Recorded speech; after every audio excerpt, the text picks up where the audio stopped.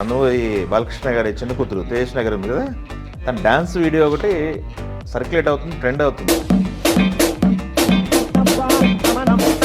బాలకృష్ణలో ఒక రిథం ఉంది, ఆ రిథం పిల్లలకి నడిచింది. అంటే ఇది చూసి జనాలేదో సినిమాలు నటన వైపు ఆలోచిస్తారేమో కానీ అటువంటిది ఏమి ఉండకపోవచ్చు. భరద్వాజ గారు, బాలకృష్ణ గారి బర్త్డేకి డబల్ ధమాకా అని ఒకటి వార్త సర్క్యులేట్ అవుతుంది. డబుల్ ధమాకా అనేది ఆల్రెడీ ప్రపంచానికి తెలిసిపోయింది కదా. అంటే రిలీజ్ అవుతున్న కంటెంట్ ఏంటి అనేది ఒక టాపిక్. దానికి తోడు ఈరోజు ఇంకోటి ఉంది. రాత్రి నుంచి ఒక రీలు విపరీతమైన ట్రెండింగ్లోకి వచ్చింది.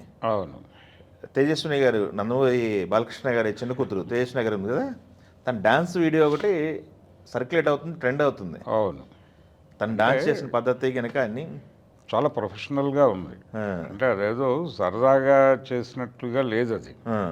అంటే తను ప్రాపర్ ట్రైన్ అయ్యి చేస్తున్నట్టుగానే కనిపించింది. అదే ఆడపిల్లలు డ్యాన్స్ చేయటం నేర్చుకోవటం అనేది అది చిన్నప్పటి నుంచి ఉండి ఉంటుంది.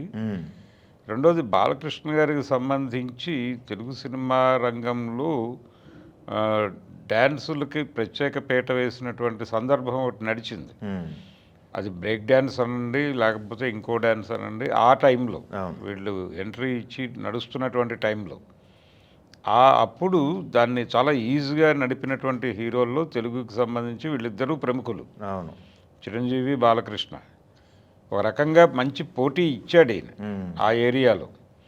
అందుకని ఆయనలో ఒక రిథం ఉంది, బాలకృష్ణలో ఒక రిథం ఉంది. ఆ రిథం పిల్లలకి నడిచింది.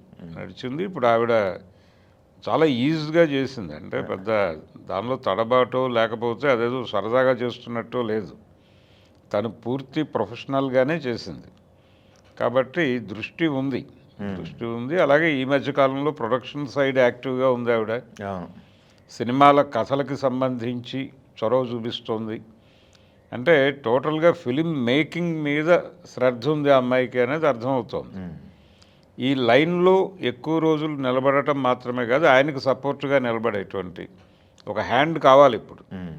ఆ సపోర్ట్ హ్యాండ్గా తను నిలబడుతోంది అనేది అర్థమైంది మనకి ఇంతకు ముందే. అలాగే అటువైపు అంటే రెండు శిబిరాల్లోనూ ఇది నడుస్తోంది. అక్కడ చిరంజీవి గారికి దగ్గర కూడా వాళ్ళ అమ్మాయి ప్రొడక్షన్లో చొరవ తీసుకుంటోంది. అలాగే ఇక్కడ ఈ అమ్మాయి చొరవ తీసుకుంటోంది. చొరవ తీసుకోవడంతో పాటు ఏం నడుస్తోంది, ప్రాజెక్ట్ ఎటు డ్రైవ్ అవుతోంది, ప్రజెంట్ యూత్ ఏమిటి, ట్రెండ్ ఏమిటి, దీనికి సంబంధించినటువంటి అవగాహన వాళ్ళకి క్యారీ ఫార్వర్డ్ చేయటం. అలాగే ప్రాజెక్ట్ ఎలా ఉంటే బాగుంటుంది అనేది ఆయన దృష్టిలో నుంచి చూడకుండా ప్రజెంట్ జనరేషన్ దృష్టిలో నుంచి చూసి కరెక్షన్ చెప్పేవాళ్ళు ఒకళ్ళు కావాలి. ఆ బాధ్యత తను తీసుకుంటున్నట్టుగా కనిపిస్తోంది. అందుకని ఆ చొరవ సినిమాతో లింకు వాళ్ళ తాతగారి దగ్గర ఉండేది. ఆయన అన్నీ పరిశీలించేవాడు, అన్ని విభాగాలు చూసుకుంటూ ఉండేవాడు ఆయన. అటువంటి పరిశీలన దృష్టి వీళ్ళకి కూడా అబ్బినట్టుగా కనిపిస్తోంది. దీనికి సంబంధించి ఈ వీడియోకి సంబంధించిన గొడవ అది. తను చాలా ప్రొఫెషనల్గా ఉంది. ఆ యాక్టివిటీ అంటే ఇది చూసి జనాలేదో సినిమాలు నటన వైపు ఆలోచిస్తారేమో కానీ అటువంటిది ఏమి ఉండకపోవచ్చు. ఒక యాడ్ అయితే చేశారు కదా, అంతే. అలాంటివి ఉంటాయి. అంటే ప్రమోషన్కి సంబంధించిన వ్యవహారాల్లో కూడా తను కీలకంగా వ్యవహరించడం మాత్రమే కదా, ఆవిడ వేదికల మీద బాగానే మాట్లాడుతోంది. సినిమా ప్రమోషన్కి సంబంధించి మాత్రమే కాదు, ఇతర సందర్భాల్లో కూడా తను బాగా మాట్లాడుతోంది. సో ఆ ఏరియాలో వాళ్ళకి ఆ టాలెంట్ ఉండటం అనేది అవసరం. పర్సనల్ ప్రమోషన్ మాత్రమే కాదు, ఇప్పుడు ప్రతి ఒక్కళ్ళు ప్రతిదీ నేర్చుకుని వాళ్ళు యాక్టివ్గా ఉండాలి. సోషల్ మీడియాలో యాక్టివ్గా ఉండటం అనేది చాలా కీలకమని ఈ మధ్య ప్రధాని నరేంద్ర మోడీ గారు కూడా వారి పార్టీ నాయకులకి ఉపదేశం చేయటం చూసాం కదా మనం. రీల్స్ తెలుసా మీకు అని అడిగాడు ఆయన ఎంపీలని. మీకు రీల్స్ తెలుసా, మీరు రీల్స్ చేయండి, చేయటం ద్వారా జనాలకి కనెక్ట్ అవ్వండి. మొత్తం జనాలందరూ ఇప్పుడు సోషల్ మీడియాలోనే ఉన్నారు కాబట్టి ఆ ఏరియాలో మీ ప్రజెన్స్ ఉంటే మీరు వాళ్ళతో కనెక్ట్ అవుతారు. మీరేమిటో వాళ్ళకి తెలియజేయండి, వాళ్ళేమిటో మీరు తెలుసుకోండి అని ఆయన ఆ స్థాయిలోనే చెప్పాడు. ఇప్పుడు దాదాపు ప్రతి చోట నిన్న జరిగిన మహానాడు కూడా ఆన్లైన్లో జరిగిందే కదా అది. అవును, డిజిటల్ ఆన్లైన్. డిజిటల్లోనే వెళ్ళిపోతున్నారు కాబట్టి ఇప్పుడు కనెక్టివిటీ జనాలతో ఎవరు కనెక్టివిటీ తెచ్చుకోవాలన్నా కెమెరా ముందుకు రాక తప్పని పరిస్థితి అయితే ఉంది. ఓకే. మనం చూస్తున్నాం చాలా ఫరమ్స్ ఎవరైతే ఆ ప్రాజెక్ట్ టేకప్ చేశారో, ఎవరైతే ఇన్వెస్టర్ ఉన్నాడో వాళ్ళే వచ్చి తమ ప్రాజెక్ట్ గురించి తమ ప్రోడక్ట్ గురించి చెప్పుకుంటున్నారు ఓపెన్గా. గతంలో లాగా ఎవరో మోడల్ని తీసుకొచ్చి చెప్పించడం అనేది కాదు. పైగా ఇప్పుడు మోడల్స్ అందరూ కూడా ఈ రిస్కులు వచ్చిన తర్వాత, అంటే మీరు ఫలానా కంపెనీని ఎండార్స్ చేశారు, దాని నుంచి వచ్చిన రిస్కులకి మీరే జవాబుదారీ అని చెప్పి కేసులు వేస్తున్న పరిస్థితి చూసాం మనం. అందుకని మోడల్స్నో ఎవరినో సెలబ్రిటీస్నో పట్టుకొచ్చి వాళ్ళతో ఆ రిస్క్ పడటం కంటే మన సరుకుని మనమే ప్రమోట్ చేసుకోవడం మంచిది అనే మూడ్లోకి వచ్చేసారు జనాలు. కాబట్టి ఈవిడ కూడా కనెక్టివిటీ పెంచుకుంటున్నారు. ఇప్పుడు జనాలతో కనెక్టివిటీ పెంచుకోవటం కోసం సోషల్ మీడియాలో యాక్టివ్గా ఉండటం, అన్ని ఏరియాల్లోనూ మాట్లాడటం మాత్రమే కాదు, రాయటం, అలాగే ఈ కల్చరల్ యాక్టివిటీస్లోనూ తనకు ఉన్నటువంటి ప్రవేశము, దీనికి సంబంధించి అభిరుచి, దీనికి సంబంధించినటువంటి అభిరుచిని ప్రపంచానికి తెలియజేయటం అనేది అవసరమే. ఓకే. దీని తాలూకా కనెక్టివిటీ కూడా ఉంటుంది. ఓకే. అందుకని ఆ ప్రయత్నం చేస్తోంది ఆవిడ. ఓకే. అది ఆవిడ రీల్కి సంబంధించిన వ్యవహారం అయితే ఇలాంటివి ఇంకా చాలా వస్తాయి. ఓకే. రెండోది వాళ్ళకి హెల్ప్ అవుతుంది, వాళ్ళ ప్రొడక్షన్కి హెల్ప్ అవుతుంది. ఆవిడతో జనాలు నెమ్మదిగా ఇది సినిమాకి క్యారీ ఫార్వర్డ్ అవుతుంది, ఈ యూత్ అంతా కూడా. అదొక ఉపయోగం. అదేలేండి.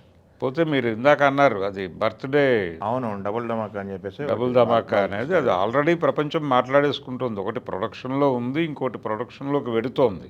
అదే, కాకపోతే రెండింటికి సంబంధించి అనౌన్స్మెంట్లు ఉంటాయని చెప్పి. అనౌన్స్మెంట్లు కంటే అంటే కీలకమైనటువంటి లుక్ రివీల్ చేయటం లాంటి ప్రోగ్రాం ఉంటుంది. అంటే బాలకృష్ణ గారి సినిమాలకి ప్రధానంగా జనాలకు కావాల్సింది ఈ సినిమాలో ఆయన ఏ గెటప్లో కనిపిస్తున్నాడు అనే దాని మీద క్యూరియాసిటీ ఉంటుంది. ఆ ప్రాజెక్ట్లో ఎలా కనిపించబోతున్నాడు, ఈ ప్రాజెక్ట్లో ఎలా కనిపించబోతున్నాడు, వీటి మధ్య ఉన్నటువంటి వ్యత్యాసం ఏమిటి అనే దాని మీదే ఎక్కువ కేంద్రీకరణ ఉంటుంది. అది ఒక సినిమా అయినా ఆయన ఏ గెటప్పుల్లో కనిపిస్తున్నాడు అనేది చాలా కీన్ అబ్జర్వేషన్ ఉంటుంది. దానికి సంబంధించి అభిమానుల్ని సంతృప్తిపరచాల్సిన బాధ్యత డైరెక్టర్లకు ఉంటుంది. ఇది ఒక రెస్పాన్సిబిలిటీ. అంటే వింటేజ్ హీరోలు అందరికీ ఉన్న ప్రాబ్లం ఇది. అందుకని దానికోసం వెయిట్ చేస్తున్నారు జనాలు. 2 సినిమాల గెటప్లు రివీల్ చేయొచ్చు, ఎలా ఉండబోతున్నారు అనేది ఒక టెంటేటివ్ గెటప్ అయితే రివీల్ చేస్తారు. ఇది అథెంటిక్గానే చేస్తారు. ఇప్పుడు గోపీచంద్ మలినేని సినిమాకి సంబంధించి ఆల్రెడీ షూట్ నడుస్తోంది కాబట్టి టీజర్ అయితే ప్లాన్ చేస్తున్నారని అది టీజర్ చేయొచ్చు, గ్లిమ్స్ చేయొచ్చు, టైటిల్ గ్లిమ్స్ చేయొచ్చు. దానికి సంబంధించిన ప్రమోషన్ కంటెంటే అది. అయితే ఈ సినిమాకి సంబంధించి గెటప్ ఎలా ఉండబోతోంది అనేది రివీల్ చేస్తారు కొరటాల శివ చేయబోతున్న సినిమాకి. అది కూడా వేగంగానే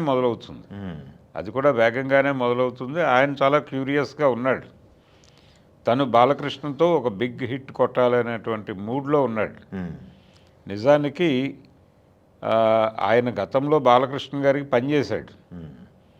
సింహాకి ఈయన రైటింగ్ సైడ్ ఉన్నాడు కాబట్టి ఆ మూడు, ఆ టెంపరు, ఏది ఉండాలి, ఎలిమెంట్స్ ఏమిటి, ఎలా డ్రైవ్ చేయాలి అనే దానికి సంబంధించి తనకి కొంత అవగాహన ఉంది.